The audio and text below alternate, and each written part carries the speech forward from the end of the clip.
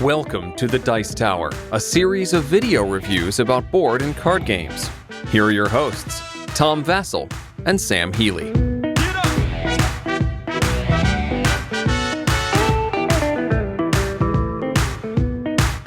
Hey folks, I'm Tom Vassell. Z Garcia, hello. Sam Healy. Time for your spoilerific dose Spoilers! of reviewing for Charterstone. Spoilers! Seriously. Spoiler. I don't know how much we can say about it than spoilers. Yeah. Okay, so if you want to Go know play it first. our complete thoughts on the game, we did a non-spoiler review, and that kind of gives it away. Yeah. In short, loved it, liked it, was meh on the campaign, but we think that the end result, which, Yes. by the way, I really like that the end result of the game takes everything, shuffles it together, and allows you to pick the personas and the Yes. things, and that really makes a big difference because there were a couple cards that you locked up the whole game, or at least a good chunk of the campaign. A good chunk of the game because they worked for me. And I wouldn't mind yeah. having those Being able to to try use those different again, things. right. And I wouldn't even mind trying to try some of the other charters. Yeah, no, I do like that a lot. I love the fact that the game is actually replayable after the campaign. It's not like you have this board that's missing parts of the board. No, the board is all there. It's just that it's your unique copy of the game. And other games have said that in the past, but have kind of failed on that implementation. This one took it and just grand slammed it as far as that's concerned. There's going to be variable player powers. There's going to be variable setup. There's going to be Well, depending on where you all sit, kinds your of minions will work yeah. differently because you can send them just to your charter. Right. And you can put the clouds on the floating cities or whatever on there. Boom, Yes. that's going to change it. And Yes. you're drafting those or you're giving some of those. Right. Yeah, it's going to be really different from game to game. Right. Now, I do want to say this because I don't want this to feel like a continuation of the spoiler free review that we've done. I did not like the legacy version of this game. I didn't like the legacy campaign. I didn't enjoy it at all. Well, I called that the king was evil like in round 2 or something. Yeah. He wasn't evil. Yeah, he was. He was sucking We were people's playing the game, and souls. he's like, he's good, he's good, he's good. We got to the end, and he's like, the king tells him to rest you. And he's like, all right, fine, he's evil. But I didn't feel like I don't feel like the story really affected the game much. In fact, I went and looked wanted sometimes it to. if you took the king off, a little bit happened here. If you didn't take the king off, a little bit happened here. But they kind of just kept. It was like you were here, and you might be a little all bit. funneling, yeah. Yeah. Yeah. Definitely. I mean, it's not a choose your own adventure book. That's for sure. It does not spread open that wide. Yeah. So many games have gimmicks.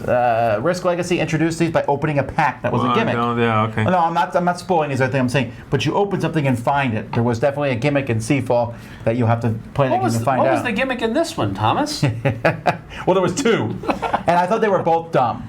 All right, What was the other gimmick? the ghost, Oh, okay. Yeah, where your guy got That's- killed and you got that's a where you ghost, got nailed and you on got rid it, of the The ghost. ghost was a little bit better. I thought the ghost changed that 1 or 2 games. I don't know how long I kept it, but that was Yeah, but it didn't. not bad, right? It's okay, like a sidestep. Yeah, but what I didn't like about the ghost was that at that point in time, you were winning, but because of the way that it was handed out, you got it instead of the person who was actually in last place. Yeah. It was supposed to be helpful to the person in last place, and somehow you I got was it anyway. tied for last. I mean, And then you broke the tie by the roll of the die or whatever. Yeah. That one I thought was okay. The candle I thought was really dumb. I just don't get it. I mean, Why? like they went through the trouble of putting a little tea light This in every was box. literally just a randomizer for who gets smacked with a certain rule. But it even wasn't a randomizer because it said if you go to that one building, You could just blow it out. Right, and we also wondered, because the rules didn't say how it could be blown out. So I was like, when it's Sam's turn, could I just go, Yeah. blow it out? It didn't say. I'm going to turn the fan on. I I want to assume know. you can't do that, but it just was such an afterthought. Like, that is... Did they realize when they were shipping the game that, hey, we got an empty box, guys? I mean... What they should have done is partnered with the people that make those dungeon smells and made candle that had a different smell to it. King sweat. Everybody has their own smell. That might work. Like Okay. orc butt. Now, it didn't really matter. It wasn't like it hurt the game or anything. I think it was hurt kinda- the game. You did? Why? Because it's really dumb. Well, I guess so. Yeah, it's. Like if I play through this Legacy again, It's I'm like gonna dread when that finally comes up. It's an undeniably gimmick. Also, Yeah, but it's not a if you don't good happen to have gimmick. It's not magnets- even that I it's know, like, yeah. oh, this is so gimmicky, haha. Yeah. You just turn on a light and you set it somewhere, and when it burns out, you then check at the end of that game whose turn it. I mean, you could literally roll a die. It is the dumbest thing. Yeah. But you might not. Well, see, It's a we randomizer, kept that's wondering, all it like, is it going to melt, and then we'll see a Is there gonna message be in something in there? Yeah. Or, I mean, there isn't, right? No, I mean, there was nothing. We didn't know, I'll find out. Well, don't destroy it. Okay.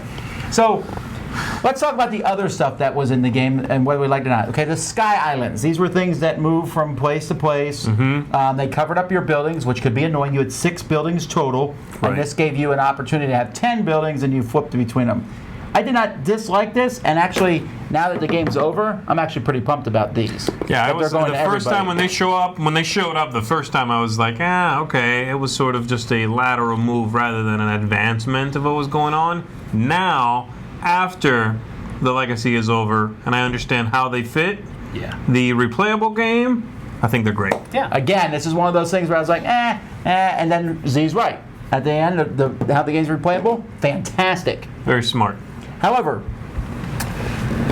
the one thing I dislike the most about the game, other than the candle, is the buildings themselves, which I thought were fascinating. It was fun. Hey, you got new buildings. Some buildings did cool things. As the game progressed, the buildings' point values went up. And we thought that was a bigger deal than it was. Because I had the highest point value of buildings of anybody, and I did, even more than you. How And much did you have? I don't remember. I don't keep the track. But well, either way, it doesn't matter. Even if we tied, he still whooped us. Okay. Because, Why? I mean, he still whooped us in points that came from other things. So you won the whole game. No. Sam got No. more stars than me. We were pretty much neck and neck with the first 3 categories. Okay, let me rephrase that. The stars mattered way more than the buildings. Yes. Yes. And so the higher Which point... we didn't really understand and know about halfway through the game because we've had this conversation before. Yeah. I mean, you can know that, though, if you look, I mean, Yeah, if yeah. we're about We halfway didn't through the game, really you're figure told that that. out. Yeah. Well, the thing I disliked, though, was as the buildings got better point-wise, they got less interesting. Like one would be like, hey, you could spend some cubes. Oh wait, that's the thing I hate the most is those cubes. We'll get to that. But you can spend cubes to get some points if they're What was your available. rating again? Or if you can, or you can do this to get 2 friend. You can get a friend card if there's even a friend card out there. Not a big fan of get a card if it happens to be out there. And so I was covering up my buildings with that were doing really cool things with buildings that were worth more points. That were very specific. That were very specific, and I didn't like that aspect, and that's why I said if I rebuilt the game, I would just. I guess if it's I played again, I would skip those high point buildings. It's a normal balancing mechanism that you find in almost all games, though, right? If something is worth more points, its end-game effect is going to be less. Right. So it's normal well, to do that. I guess so. What I'm saying is I just won't build any of those high point buildings. I'd rather have the ones that do cool things. I wonder if you might be sacrificing. Well, I mean, I guess, and then no. I'm still thinking campaign, and you'd be sacrificing the possible win in order to do that. But in the furtherance and the replayability of it, you're not sacrificing anything. But to I do don't that. think I'm sacrificing the campaign because, again, you got most of your points from those stars. And I think I would have got more stars. I spent a lot of time building buildings. That was my main thing in this game. I did it more than anyone else. I built more buildings, and I opened more crates than anyone else because I just like finding legacy stuff. It's definitely not the best way to win this game. My main goal was to come in at least second every game, and that I guess that's you won. That's. Oh, no, I know, but I'm saying that But Again, which is why I think when you talked about in the non-spoiler review where if I didn't win a game, I didn't care. Well, you should have, because that's where basically all the points came from. Right. Like every star you pass, I mean, they basically translated the track into victory points. Yeah. Unless you ended like at 49. Which I don't Sorry, like, by you the lost way. 9 points. yeah. You know.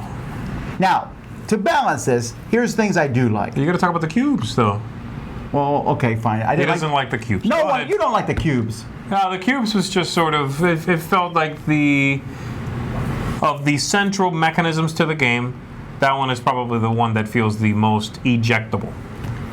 Not to mention they were cubes, right? This is a game with really cool pieces. Now we have the upgraded pack with the upgraded, but even the regular ones, nice little shapes. And then they add plague. They're like negative things, but they really weren't. They Like, don't I guess do when you anything, go you there, you're collect clearing them. out the rats. They represented negative aspects of the village. So if someone was, that was one of the things that I, from game to game, I tried to focus on that a little bit. Sometimes you guys took the cubes before I could get to them, which thwarted that. But that's something that I tried to do throughout the course of the game, and it scored me a lot of points.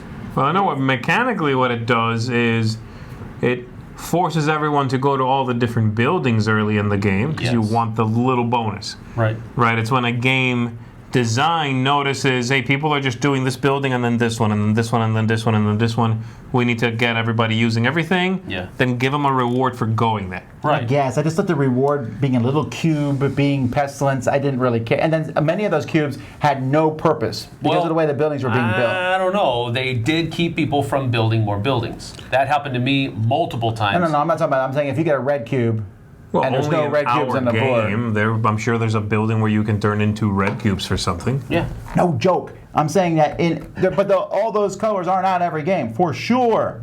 So a lot of those cubes literally have no purpose other than turning them in for victory points in the top Oh, you mean corner. those buildings where you can turn those? Okay. I'm saying there's every game that we played, there was only 2 colors usually at any given point that mattered, maybe 3, but usually, most of the colors didn't matter. But they did give you more opportunity to go get points in the. In I the guess other I thought it was weak as all. I didn't mind the cubes.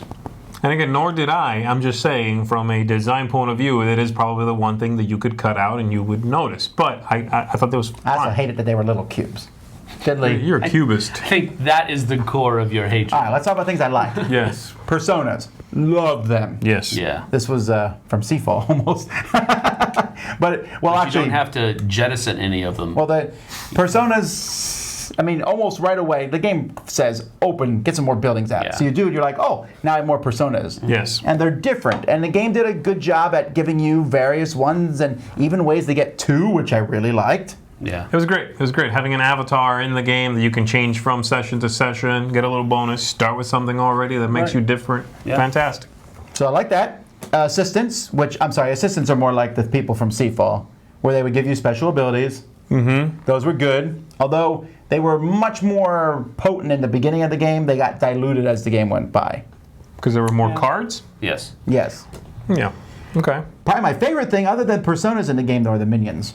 Really like the minions. 6 different minions. They do 6 different things. All of them really good. All of them really they simple. give you more workers, right? Very simple, right. Give you a coin, give you a point, give you another resource. Influence, this, that, or that's it. I mean, I like that very much. Golem was my favorite by far. And Gives you an extra resource, yeah.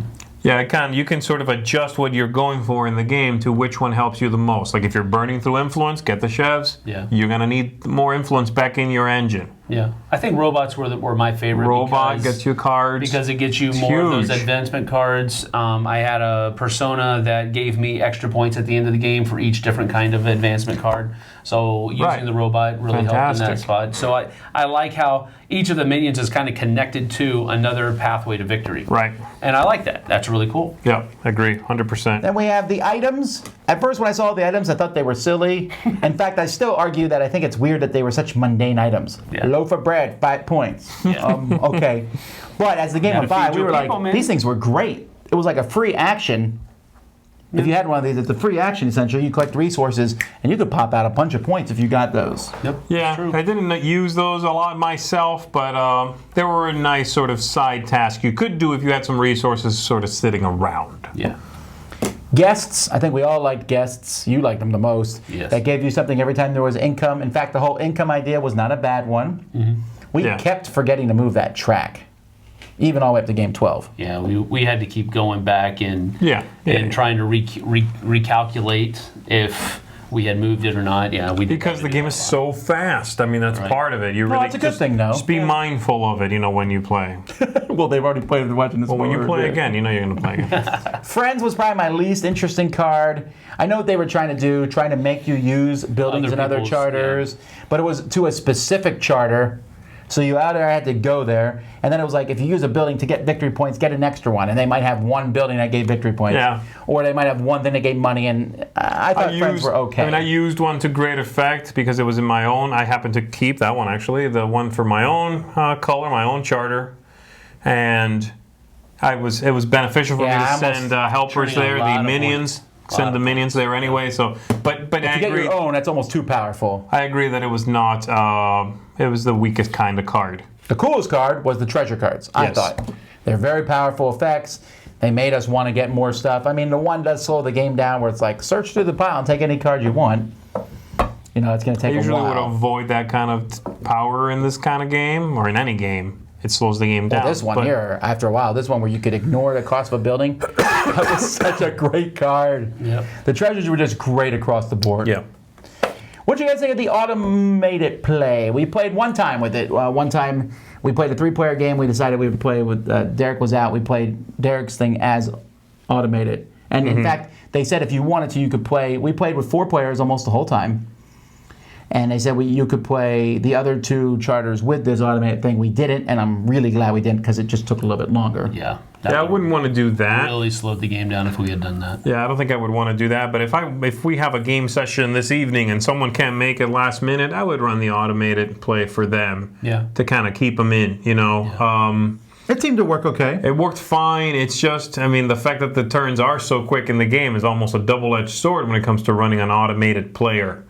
Because you've got to do it really frequently. The turns are lightning quick in this game. But once you're familiar with the way it's run, it is easy. It is pretty hands-free, you know. So I liked it. I agree. I think it's one of the less intrusive automated players that I've ever come across. Yeah, and, I really and don't to like- simulate so many actions that easily. Yeah. Yeah, I really usually don't like automated players, a dummy player or whatever. But this one was still dummy-ish, right? It's not going to make smart moves, but the way they have the cards up, they were consistently getting points. They were consistently putting things on the board, and Yeah, we were afraid that we were going to get beat by the automated player at the beginning of that game. So we didn't. Yeah. However, if once we beat it in the campaign, its strength would have gone up. Correct. And then it probably would have ended up beating us in a game somewhere Then along it the starts line. to come back down, right? right. And that's fine because again, it doesn't in a campaign. It doesn't matter. I don't know what I haven't looked at the rules for the automated player post campaign. They changed slightly too. Okay. So that's it. That's the spoiler for the thing. I'm really curious to see what other people think. I mean, I haven't talked to too many people who played it. This is one of those times you can talk. But the thing is, there's not a whole lot of. Do you remember that moment in the game? Right. I mean, although No. I'll talk about No. how'd your Because candle all go of the out? games kind of The meld candle, that's together. it. The candle is going to be the one thing I'm going to That's ask the other one people thing. about when they play. What did you think about the candle? Yeah. Right. We're gonna find out that there's some secret to the candle we didn't know about. I don't get think it. so. I don't know. I don't think so because there's nothing on that. We took Excuse it out before we lit it to see if there was anything underneath. It's just a weird gimmick. I am curious to see if other people thought, oh, it was cute. It was a nice break from the mundane, sort of, not mundane, but the repetitive nature of the game. Or if it's just going to be a goofy gimmick for everyone. I don't It's get almost it. like it's artificial tension. Well, it was, right? We were sitting there like, is the flame gonna go out? Whose But turn it's is not it? gonna. So he probably just blew it out. No, I didn't blow it out. Well, you take a cube. I went If to you the- take yeah, a cube, it's gone anyway. So, Right. yeah, I don't know. It's artificial tension. Yeah, if those cubes hadn't been there and it just went out when it went out, that would have been. No, we would have been there for like 2 hours. Yeah, but what did you lose? Like 6 points? You still won the whole game, so what does it matter? Yeah. All right. Didn't bother me at all. Anyway, until next time. Well, I guess that's it, right? Yeah, That's it. I think we're done. Well, we gotta get final. Thoughts? Well, we already did it in the other video. I We know, liked it. That was 2 separate videos, though, right? I like it. What's your rating? I'm rating it like a 7.78.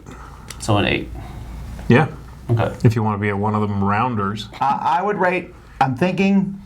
Again, I haven't played the post game yet, game 13 plus, but it looks like a solid 7.5. And I think I could say it pretty solidly, knowing how the game works and everything, and knowing, we get different things at the beginning. The campaign itself, 6.5. Although there were moments in the game I was having an 8 level, and there were moments I was like, all right, let's get to the next game. Okay. Some of the restrictions they put on us, I occasionally did not like. That minion game thing, I wasn't a huge fan of that one, where you had to pay to get minions off. And you I couldn't didn't use like- the minions that you had. Didn't like where we had to pay an influence to go to someone else's territory. You didn't like those were both really late in the campaign. You didn't like either one of those? Those were 10. I think those were. Yeah, I didn't really 10 or 11 or And I didn't, 9, well, I didn't like the last one either, where I couldn't use other people's sky islands. Yeah. I liked the more freer games, the ones I without thought the restrictions. restrictions were interesting. That was fine. I mean, but there were a couple of those I did not like as well, but those were fine. Yeah, my final thoughts are for the campaign version, it's just a regular 5 for me. The legacy aspect of the game really did not pop out at me at all. Maybe 6.5 for the post game. What I think I would enjoy as worker placement games go, this is probably not one of the first ones that I would pull out for having a worker placement game. I think I'm going to try this afterwards and see what happens. Yeah, I would not be opposed to trying the 13 plus version. I'm going to go hunt some people down who don't care if they ever play the legacy version and see if they just want to start out and play the game and see how it holds up as just a that'd be an interesting thing. I'm curious to see how tough it is going to be to teach it. And I am going to do that thing I'm going to get the recharge pack and build my own board. If people are savvy on worker placement, I don't think it'll be that difficult at all. Yeah, man, I can handle That's all this is. Well, I'm just curious to hear what you say when you try to teach. So there you have it. Until next time, I'm Tom Vassell. I'm Z Garcia. Thanks, everybody. Sam Healy. See you on the flip side, folks. Thanks for watching our review today. For more information about board games, as well as the #1 board game audio podcast, check out Dicetower.com for reviews, interviews, and more. I'm Eric Summerer, and you've been watching The Dice Tower.